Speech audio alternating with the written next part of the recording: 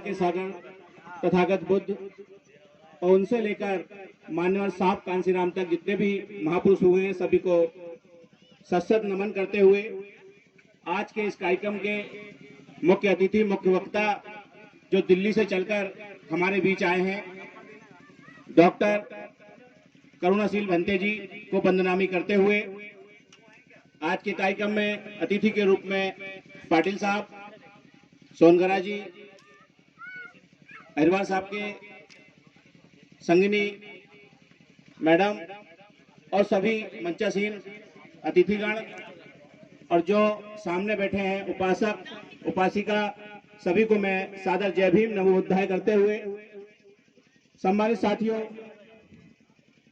जब भंते जी की बात होती है तो उसके बाद धम्म देशना देना या कुछ और बात कहना किसी उपासक के बस में नहीं होता है, लेकिन उन्हीं से सीखी हुई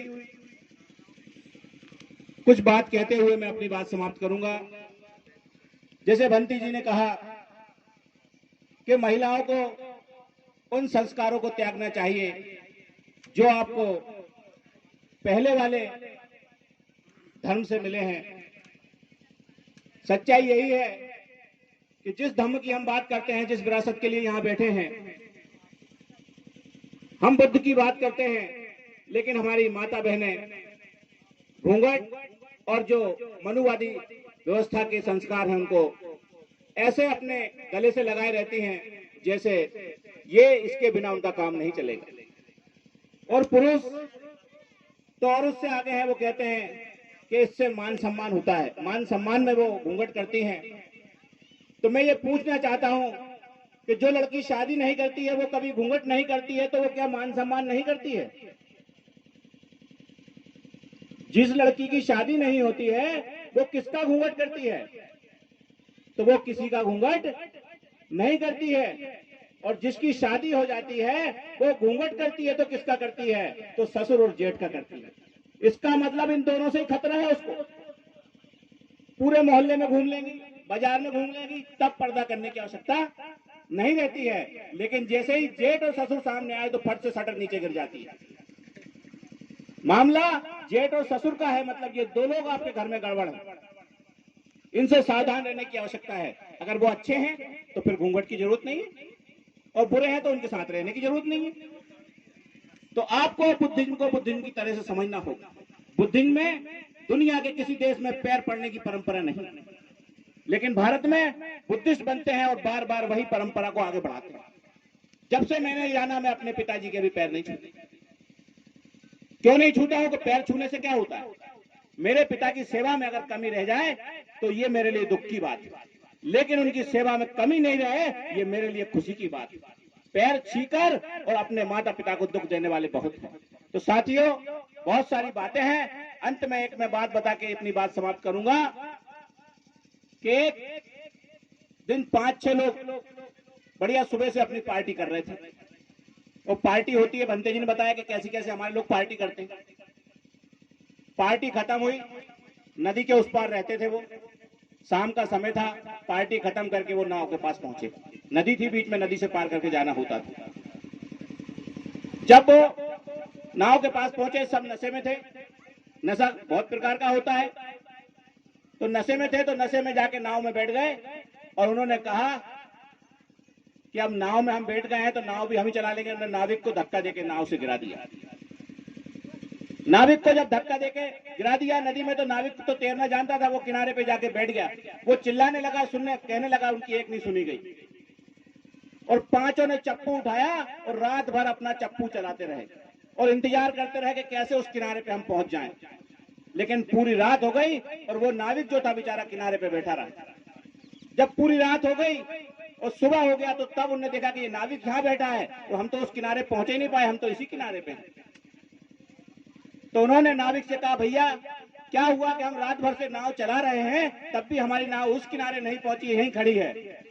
तो उन्होंने कहा कि भैया मैं तो आपसे हाथ जोड़ के विनती कर रहा था कि मेरी सुन लो ताकि मैं आपको बता दूं कि आपकी नाव उस किनारे कैसे जाएगी, लेकिन आप मेरी बात सुनने को तैयार नहीं थे, तो फिर क्या कारण है? तो नाविक ने बताया कि ये रस्सी जो है नाव की इस खूंटे से बनी है, वो वही मेरे समाज का हाल है। कई प्रकार के संगठन बना रखे हैं, कई प्रकार के संगठनों के माध्यम से समाज का काम कर रहे हैं, लेकिन रस्सी तो खूंटे से बनी है। जब तक उस खूंटे से आपकी रस्सी नहीं खुलेगी तब तक उद्धार होने वाला नहीं है। जब तक आप बुद्धम शरणम गच्छामि नहीं होंगे तब तक आपका भला होने वाला नहीं है। ये बहुत महत्वपूर्ण बात है। और इसके बाद में भंते जी ने कहा कि अगली बार धम्म भूमि की तरफ से 10,000 लोगों की व्यवस्था भोजन की जाएगी। मैं भंतो जी को इसके लिए बहुत बहुत साधुवाद कहना चाहता हूं। लेकिन आज आप सबके भरोसे में भंते जी से मैं ये वादा करना चाहता हूं कि 10,000 नहीं, अगली बार यहाँ 15,000 लोग आएंगे। भंते जी, राष्ट्रीय बौद्ध महासभा की तरफ से मैं आपको ये वचन देता हूँ। यहाँ बहुत अच्छे कार्यकर्ता हैं, बहुत समर्पित लोग हैं, और जो संगठन के साथी हैं, कई संगठन के लोगों के मन में ये बात रहती है कि हमें शामिल नहीं किया जाए। मैं उनसे भी अनुरोध करना चाहता हूं कि आप इस प्रतिस्पर्धा करिए, काम की करिए। आप इस मंच पे जो लोग बैठे हैं उनसे ज्यादा काम करने की प्रतिस्पर्धा करिए। हो सकता है कि ये नीचे पहुंच जाए, आप ऊपर आ जाओ। लेकिन अगर आप मंच पे बैठने की प्रतिस्पर्धा करते हैं, मंच पे बैठने की चेष्टा करते हैं साल में एक बार, तो कहीं ना कहीं फिर समाज आपको पता बताएगा कि आपको कहां बैठना है। और अगली बार सारू मारू के मेले की जो आयोजन होगा उसका 3 महीने पहले बैठक बुलाई जाएगी, और सीहोर जिले के सभी तहसील, सभी संगठनों को आमंत्रित करके एक बैठक करके इसका निर्णय किया जाएगा कार्यक्रम कैसा होगा। इसमें सभी को शामिल किया जाएगा। किसी के मन में अगर कोई मलाल है, अगली बार इस तरह से, अभी क्या कोविड के चक्कर में भी कई डिस्टर्बेंस है, होगा कि नहीं होगा, होगा कि नहीं होगा, कई प्रकार के संशय होते हैं।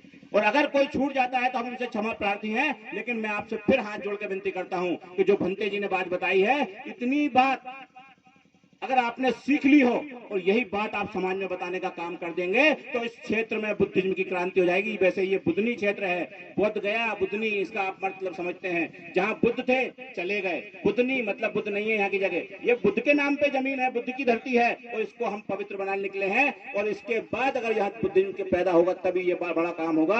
और आपको भंते जी को मैं बताना चाहता हूँ कि भंते जी, यहाँ से बुद्धनी है, और बुद्धनी के पास में एक तालपुरा है।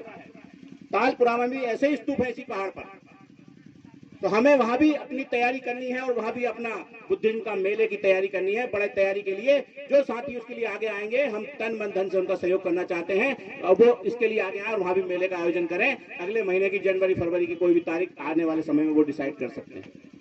हम उसके लिए भी तन मन धन से आपके साथ हैं, लेकिन काम करें, समाज के हित में काम करें। मन में सिर्फ ये न लाए कि हमें नहीं पूछा। अरे तुम्हारा सम्मान मेरा सम्मान कब हुआ?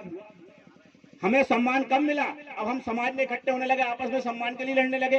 ये काम, पवित्र काम सम्मान का नहीं है। यहाँ तो हमें त्याग करना है, और त्याग सम्मान का भी होगा, पैसे का भी होगा, और आपका अपमान भी होगा। तो आप इस बात से निश्चिंत रहिए। बातें बहुत लंबी हो जाएंगी, हमें ये काम करना है। हमारे जो